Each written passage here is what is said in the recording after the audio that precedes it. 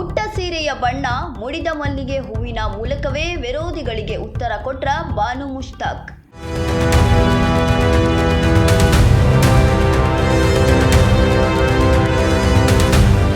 ಬಾನು ಮುಷ್ತಾಕ್ ಇವರು ಬೂಕರ್ ಗೆದ್ದುದಕ್ಕಿಂತಲೂ ದಸರಾ ಉದ್ಘಾಟನೆ ವಿಷಯದಲ್ಲಿ ಸುದ್ದಿಯಾಗಿದ್ದೇ ಹೆಚ್ಚು. ಬಾನು ಮುಷ್ತಾಕ್ ಅವರ ಎದೆಯ ಹಣತೆ ಕಥಾ ಸಂಕಲನವನ್ನ ದೀಪಾ ಬಸ್ತಿಯವರು ಹಾರ್ಟ್ ಲ್ಯಾಂಪ್ ಶೀರ್ಷಿಕೆಯಡಿ ಇಂಗ್ಲಿಷ್ಗೆ ಅನುವಾದಿಸಿದ್ರು. ಈ ಅನುವಾದಿತ ಕೃತಿಗೆ 2025ನೇ ಸಾಲಿನ ಬೂಕರ್ ಪ್ರಶಸ್ತಿ ಒಲಿಯಿತು. ಅಂತಾರಾಷ್ಟ್ರೀಯ ಮಟ್ಟದ ಪ್ರಶಸ್ತಿ ಗೆದ್ದ ಬಾನು ಮುಷ್ತಾಕ್ರನ್ನ ಸರ್ಕಾರ ಈ ಬಾರಿಯ ದಸರಾ ಉದ್ಘಾಟನೆಗೆ ಆಯ್ಕೆ ಮಾಡಿತ್ತು.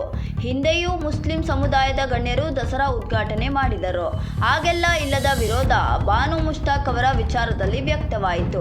ಅದಕ್ಕೆ ಕಾರಣ ವೈರಲ್ ಆಗಿದ್ದ ಒಂದು ವಿಡಿಯೋ. ದಸರಾ ಉದ್ಘಾಟನೆಗೆ ಬಾನು ಮುಷ್ತಾಕ್ ಹೆಸರು ಕೇಳಿ ಬರುತ್ತಿದ್ದಂತೆ ಅವರು ಹಿಂದೊಮ್ಮೆ ಕನ್ನಡದ ಬಗ್ಗೆ ಆಡಿದ ಮಾತುಗಳು ವೈರಲ್ ಆದವು. ಕನ್ನಡ ಭಾಷೆಯ ಬಗ್ಗೆ ಒಬ್ಬ ಅಲ್ಪಸಂಖ್ಯಾತ ಮಹಿಳೆಯಾಗಿ ನನ್ನ ಗ್ರಹಿಕೆಯನ್ನ ನಾನು ಹೇಳ್ತೇನೆ. ಕನ್ನಡವನ್ನ ಭಾಷೆಯಾಗಿ ಬೆಳೆಯಲಿಕ್ಕೆ, ಕನ್ನಡವನ್ನ ಭಾಷೆಯಾಗಿ ಬಾನು ಮುಷ್ತಾಕ್ ಮಾತಾಡಲಿಕ್ಕೆ, ಆಕೆಯ ಮನೆಯವರು ಮಾತಾಡೋಕೆ ನೀವು ಅವಕಾಶನೇ ಕೊಡಲಿಲ್ಲ. ಅಂದರೆ ಕನ್ನಡವನ್ನ ಹಿಂದೂಗಳು ದೇವಿಯನ್ನಾಗಿ ಮಾಡಿಬಿಟ್ರಿ, ಅದು ಅಲ್ಪಸಂಖ್ಯಾತರ ತಮಗೆ ಒಪ್ಪಿತವಲ್ಲ ಎಂಬರ್ಥದಲ್ಲಿ ಮಾತನಾಡಿದ್ರು. ಇಲ್ಲಿ ಕನ್ನಡದ ಧ್ವಜದಲ್ಲಿರುವ ಕೆಂಪು ಮತ್ತು ಹಳದಿ ಬಾವುಟವನ್ನ ಅರಿಶಿನ ಕುಂಕುಮಕ್ಕೆ ಹೋಲಿಸಿದ್ರು. ಮುಸ್ಲಿಂ ಮಹಿಳೆಯಾದ ತಾವು ಈ ಅರಿಶಿನ ಕುಂಕುಮವನ್ನ ಹೇಗೆ ಸ್ವೀಕರಿಸಬೇಕು ಎಂಬುದು ಅವರ ಮಾತುಗಳ ಒಳ ಅರ್ಥ ಆಗಿತ್ತು. ಈ ವಿಡಿಯೋ ವೈರಲ್ ಆದ್ಮೇಲೆ ಬಿಜೆಪಿಯವರು ಅನೇಕ ಜನಸಾಮಾನ್ಯರು ಅಷ್ಟೇ ಅಲ್ಲ, ಸಾಹಿತಿಗಳ ವಲಯದಿಂದಲೂ ಬಾನು ಮುಷ್ತಾಕ್ ಅವರು ದಸರಾ ಉದ್ಘಾಟನೆ ಮಾಡುವುದಕ್ಕೆ ವಿರೋಧ ವ್ಯಕ್ತವಾಗಿತ್ತು. ಬಾನು ಮುಷ್ತಾಕ್ ಅವರಿಗೆ ಹಿಂದೂ ಧಾರ್ಮಿಕ ಪದ್ಧತಿಯಲ್ಲಿ ನಂಬಿಕೆ ಇಲ್ಲ ಎಂದು ಅವರ ಮಾತುಗಳೇ ಸ್ಪಷ್ಟಪಡಿಸುತ್ತಿವೆ. ಬಿಜೆಪಿಯ ಶೋಭಾ ಕರಂದ್ಲಾಜೆ, ಮುನಿರತ್ನ ಮತ್ತಿತರರು ಬಾನು ಮುಷ್ತಾಕ್ ಅವರು ಹೂವು ಮುಡಿದು ಹಣೆಗೆ ಕುಂಕುಮ ಇಟ್ಟು ಬಂದು ದಸರಾ ಉದ್ಘಾಟನೆ ಮಾಡಲಿ ಎಂದು ಆಗ್ರಹಿಸಿದರು. ಪ್ರತಾಪ್ ಸಿಂಹ ಅವರಂತೂ ದಸರಾ ಉದ್ಘಾಟನೆಗೆ ಬಾನು ಮುಷ್ತಾಕ್ ಬೇಡವೇ ಬೇಡ ಎಂದು ಹೈಕೋರ್ಟ್, ಸುಪ್ರೀಂ ಕೋರ್ಟ್ ಮೆಟ್ಟಿಲೇರಿದ್ರು. ಆದ್ರೆ ಎರಡು ಕಡೆ ಅರ್ಜಿ ವಜಾಗೊಂಡಿದೆ. ಎಲ್ಲ ಅಡೆತಡೆಗಳನ್ನ ಮೀರಿ ಬಾನು ಮುಷ್ತಾಕ್ ದಸರಾ ಹಬ್ಬವನ್ನ ಉದ್ಘಾಟನೆ ಮಾಡಿದ್ರು. ಮುಖ್ಯವಾಗಿ ತಮ್ಮ ಸೀರೆ ಮತ್ತು ತಲೆಯಲ್ಲಿ ಮುಡಿದ ಹೂವಿನ ಮೂಲಕ ಎಲ್ಲರ ಗಮನ ಸೆಳೆದರು. ಬಾನು ಮುಷ್ತಾಕ್ ಅವರು ಹಳದಿ ಕಿತ್ತಳೆ ಮಿಶ್ರಿತ ಸೀರೆ ಹುಟ್ಟು ಅದಕ್ಕೆ ಹಸಿರು ಬಣ್ಣದ ಬ್ಲೌಸ್ ತೊಟ್ಟಿದ್ದರು. ತಲೆಗೆ ಮಲ್ಲಿಗೆ ಹೂ ಮುಡಿದಿದ್ದರು. ಚಾಮುಂಡಿ ಬೆಟ್ಟದಲ್ಲಿ ದೇವಿಗೆ ಪುಷ್ಪಾರ್ಚನೆ ಮಾಡಿ ಕೈ ಮುಗಿದು ಮಂಗಳಾರತಿಯನ್ನ ತೆಗೆದುಕೊಂಡಿದ್ರು.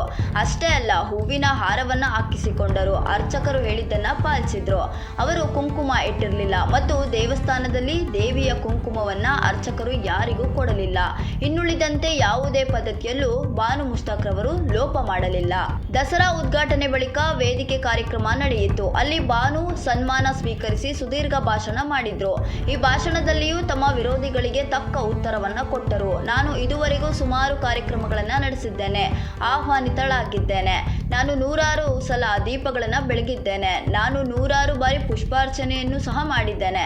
ಮಂಗಳಾರತಿಯನ್ನು ಸಹ ಸ್ವೀಕಾರ ಮಾಡಿದ್ದೇನೆ. ನನಗೆ ಇದ್ಯಾವುದು ಹೊಸದಲ್ಲ.